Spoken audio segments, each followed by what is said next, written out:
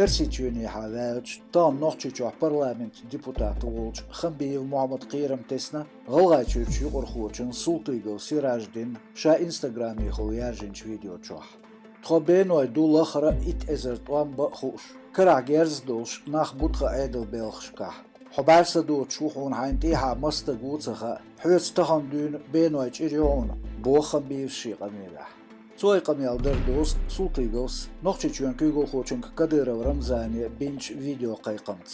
Şi qayqma galgaço Kadyrov düxür dinoşqa sözgağa ürş ditin polis xoviç halk binç vejri Timurziyev gayr diqyaş şeygdadalar Osmanlıs noqçuçu alyats qob belç Timurziyev gayr danana qaşodoluşa daxitsir.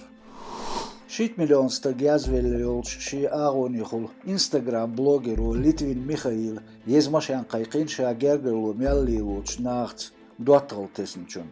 Qayz yaz veliyolç baat qayvurit account şlayu itso noqçuçun Google xoçun Kadyrov Ramzan gonerç nex account şbuq Obzor.io resursu.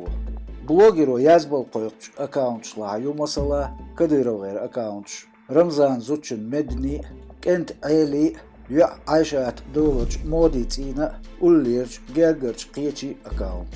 Halxoxan berjer noqçuçun Google xoçun düzel bu sosyal maaşnış kır şey account şarjor ham internet konkurs kada loç el. Account şorir gdilir Kadyrovgar alsam ahç. Horan tsarx diba ezer som uluş. Sonolats jurnalistiya Dud Yurig şey interview ditser rapper Morgenstern. Dayın şarahna pandemiyts bal hagna boqpayd baş dirzin versiçuç milyarderşim. Masaryalduq halguldin stok biznes xoçu Dagestan senator Kerimov Süleyman. Versiçun biznes xoy rating apqitolç mettavolç Kerimov şi hal diye 1 milyard gerg dollari qoç. Berikçün baxan bu 2 milyard dollar qoç.